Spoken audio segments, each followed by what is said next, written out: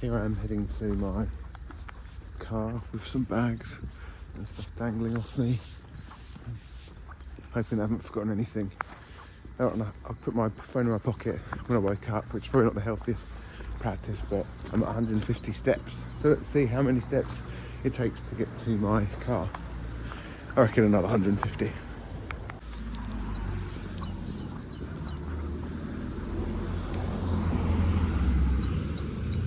It's a bit awkward. I suppose it's only sort of awkward because I'm attempting to film and carry things at the same time. If I was just walking like a normal human being, I wouldn't be spilling coffee, and that's where the stag beetles came from. Wouldn't be spilling coffee and yeah, have bags dangling off my extremities.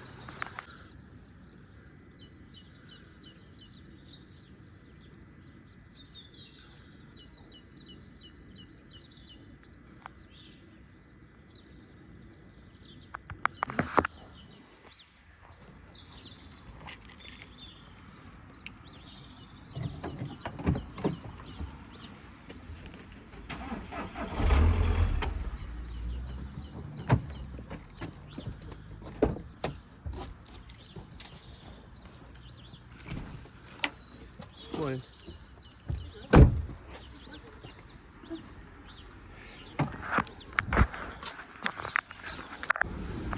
Oh.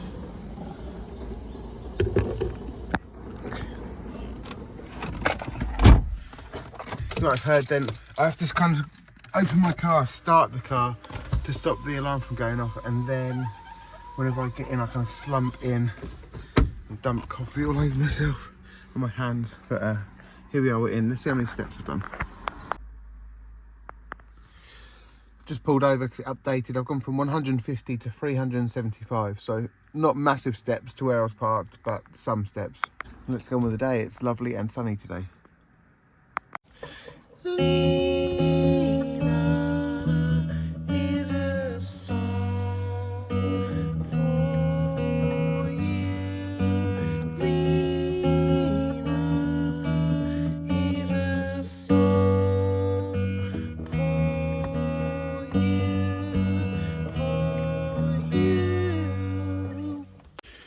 Just arrived at the studio I'm working in today, and it's just the sunshine, I think, or maybe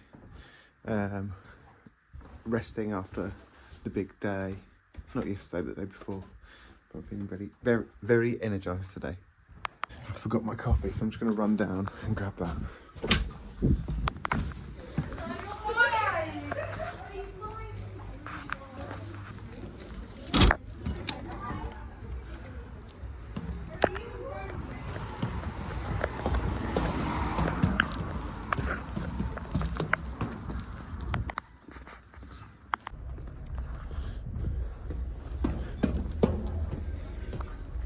Okay, so this is my dream last night. I was at kind of a Donald Trump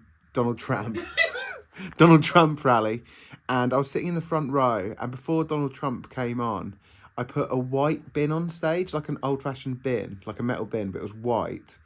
And before he walked on stage, I took the lid off, and it was kind of just behind where he was speaking. And as he was speaking, I could see from his eye movements and stuff that he was unnerved by it. And I think maybe the bin smell, or there was something in the bin that he didn't like. Anyway, it really put him off, and he kind of stopped being able to properly talk. And he signalled to his advisor, I suppose, that he wanted to stop. And then at that point, I stood up from my seat on the front row and gave him a hug for whatever reason, and said, like, it's okay. Like, some people hate you, some people like you, but it's okay, it's okay. Like, showed him some compassion, I suppose, on a human level. And then he was like, well, he didn't say, but we just started leaving the conference together. And then the side of the conference sort of turned into the pavement, or as the Americans would say, sidewalk. And then Donald Trump started to, like, just slowly fall to the ground, and I kind of laid him down. It kind of guided him down to the ground, and I was like, it's okay, you can die now. And then he, like, I suppose he, like, died, and then I woke up.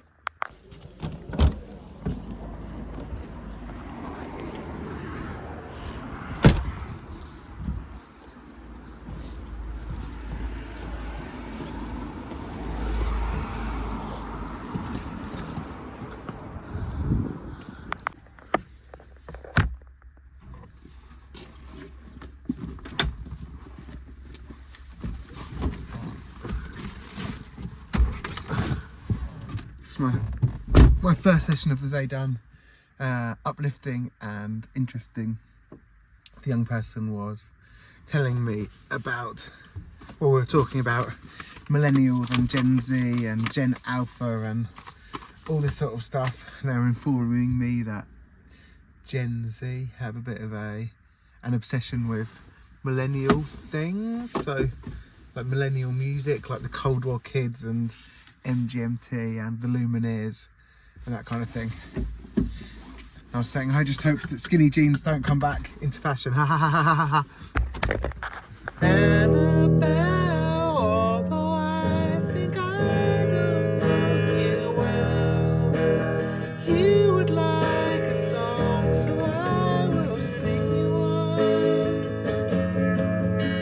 Annabelle, although I think I don't know you well, you would like a song, so I will sing you one. Yeah.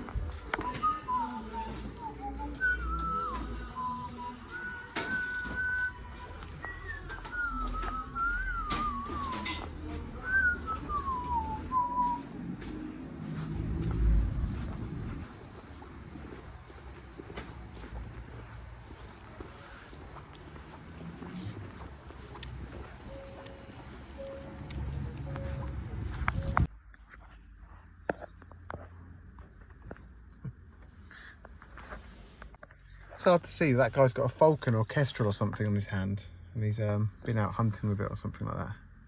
Hey guys, I'm just heading to Morrison's to grab something to eat. Yeah, I'm probably going to binge eat in my car. I know I said I wouldn't, but I'm going to.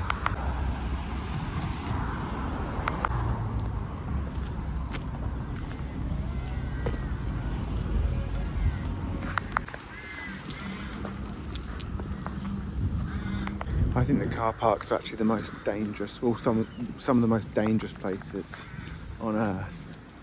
Slow moving vehicles and people who are kind of heading in one direction, not really paying that much attention. It's so easy to have an accident or run someone over or walk into a moving vehicle.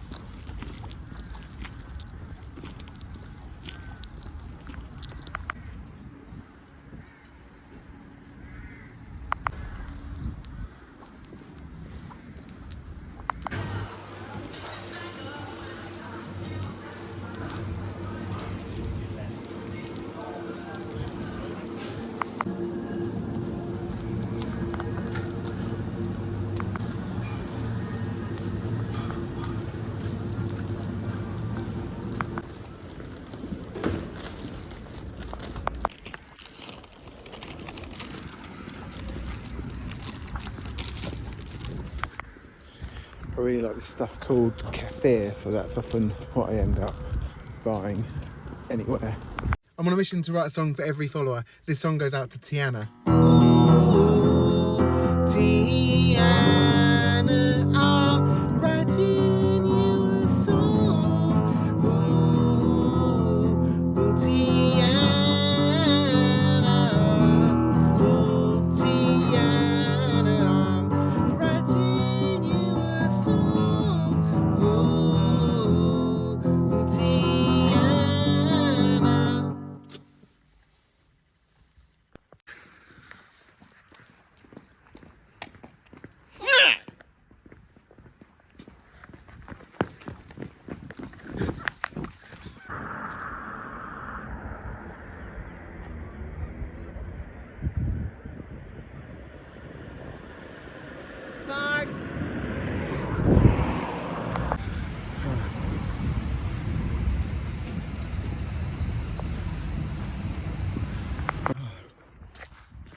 out walking again.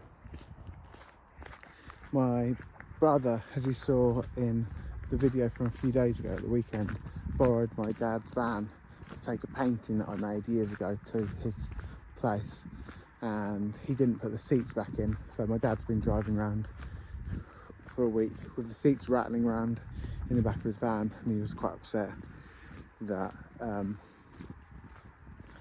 well, my brother didn't put them back in, or I didn't come and put them back in. So I've just done that now, and it was fairly easy to do, but things are only easy to do when you know how to do them, aren't they? So yeah, just done that. Also, just before that, there's a bit of a flashpoint with my partner and I, who you've seen in the video earlier on.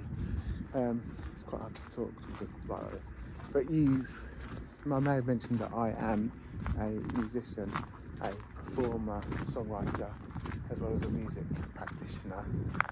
Part of that role involves touring and releasing music, and I'll go around the UK and play at concerts and gigs supporting other artists, but it's phenomenally difficult, and it's very, very hard to make a living as a performer, especially when you're trying to play support tours, supporting bigger acts to build a fan base. You quite often have to play for really small fees, like £50, £100, and hope that you'll recoup money on t-shirt sales, which is a gamble. You might sell 2, you might sell 9, you might sell 10. So it's all really precarious. That's something that I've been doing for, all of my adult life, let's say. 18 years, I suppose, at kind of a fairly decent level, building up. And my partner and I go out together, and she manages me, and we have a show, a projector and a screen and all this sort of thing, and kind of like a bit of a narrative, and she supports me to set everything up and makes it all run smoothly. It makes it essentially a professional show, but not only is there not enough money for one person, but there's not enough money for 2.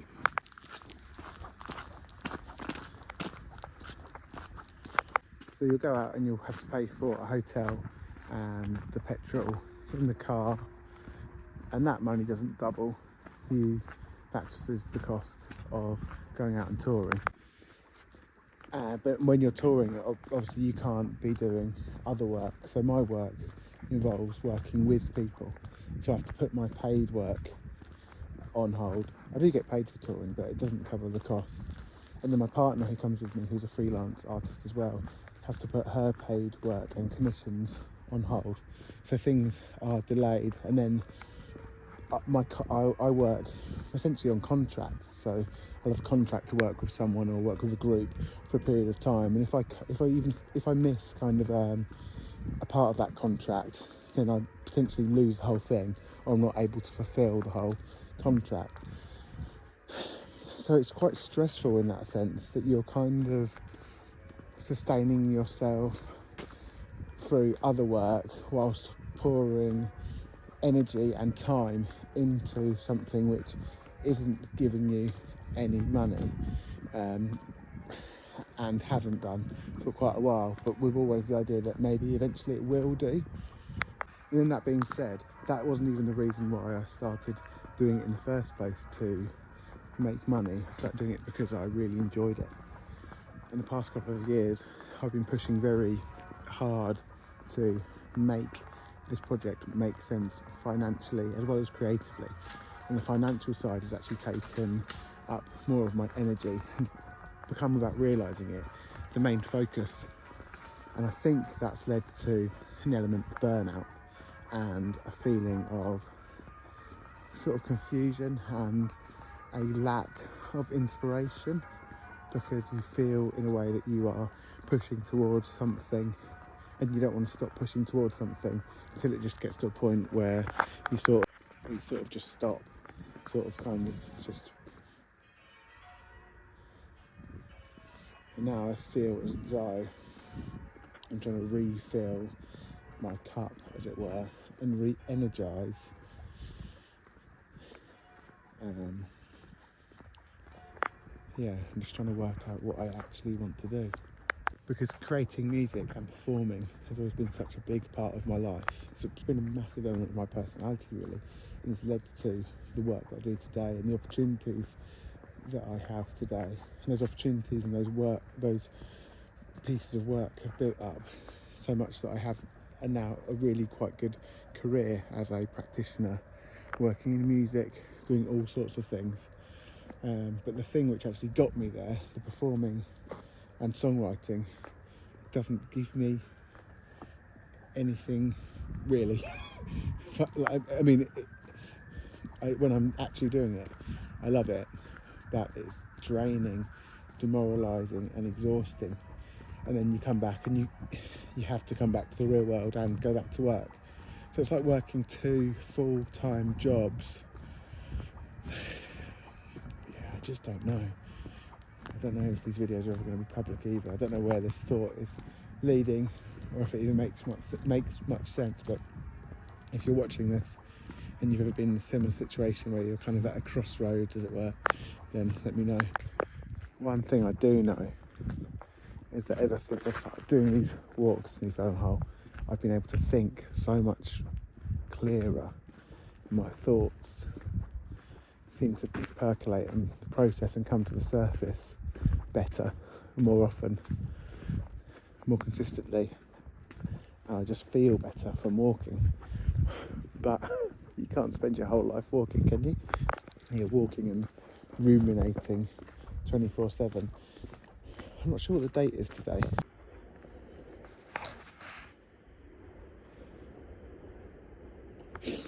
It's the 19th, which means we're obviously over halfway through this experiment, which I'm aiming to do until the end of March.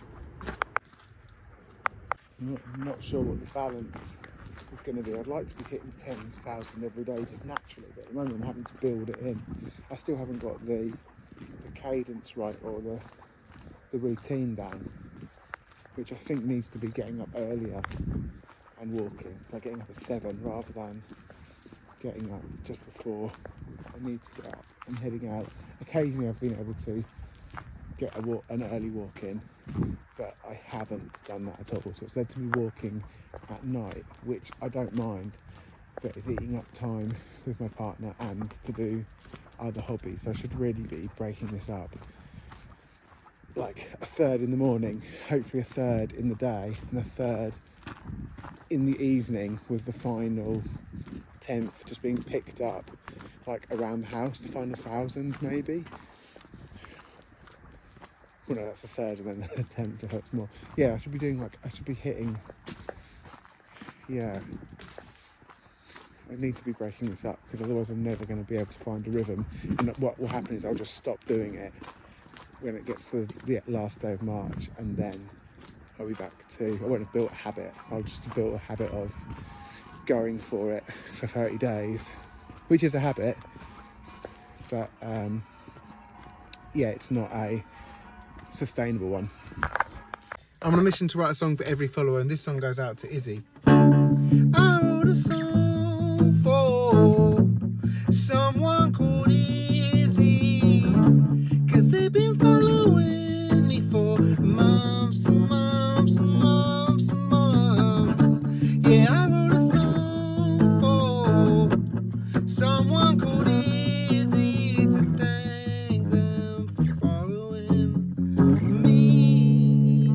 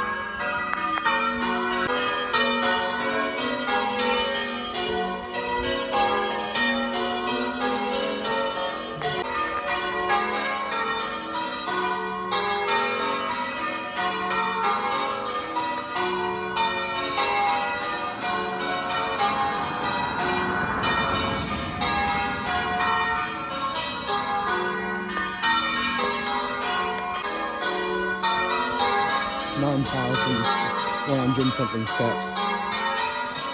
Heading home.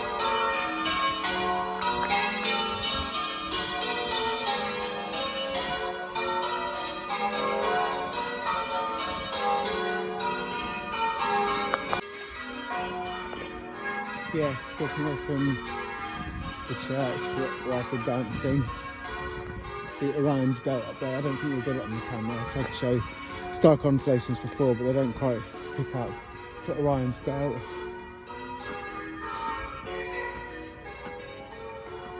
To be honest, that's all I can see with the torch in my face. It's nice out here. I've hit 10,000. I'm on a mission to write a song for every follower. This song goes out to Mears Comet. Mears Comet, the sun's gone away now, and the moon's coming out to play. Mears Comet, oh, you're the last song that I will be singing today. Thanks for following me, Mears Comet.